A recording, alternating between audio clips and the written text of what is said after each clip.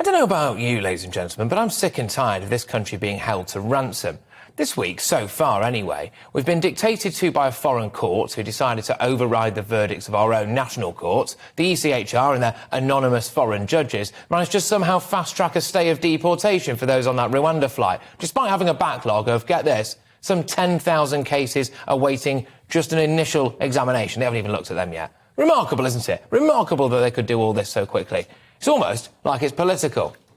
Now, we've got people arriving on our shores, landing in dinghies here in the UK, saying that they'd simply refuse to get on a plane to Rwanda. So they'd refuse to be deported, basically. Well, forgive me, but I don't think it should really be up to them, should it? And next week, it looks like we're going to be held to ransom by those pesky unions. That's right. Rail strikes could see entire towns and cities cut off from one another. Doctors and nurses unable to get to work, which will cost lives. Children who've worked hard for their GCSEs and A-levels unable to get to school. People unable to get to work. The strikes are set to cost our economy around £150 million, right in the middle of a cost of living crisis. It's a joke. And it's especially ludicrous when you think that this is mostly an argument about pay. Well, according to the Taxpayers Alliance, the ironically named Mick Cash, that's right, he's actually called Mr. Cash, who was the RMT's former General Secretary, took home a total remuneration of £163,500 in 2020.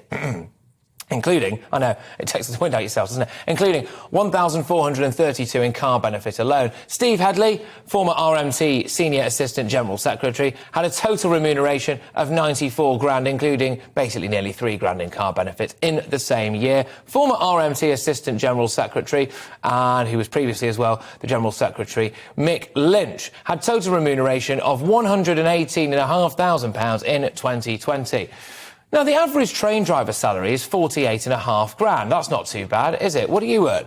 The annual wage of a full-time tube driver was revealed as 56.5 grand. Now, I could just about tolerate it if the service was good, but as far as I can tell, some train routes are basically just a lottery.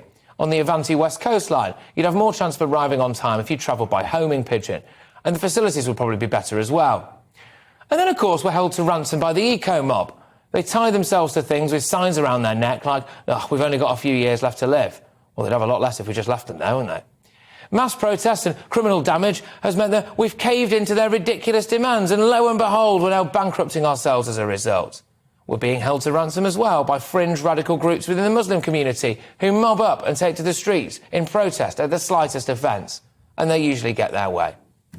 I think this country needs to go for an MRI scan, or an X-ray, actually, because we appear to have lost our spine. It's time to stop giving in to these things. Once people smell blood, they go in for the kill, don't they? It's time that we took back control of our legal system. It's time that we stood up to the unions, and it's time we defended our culture and our way of life.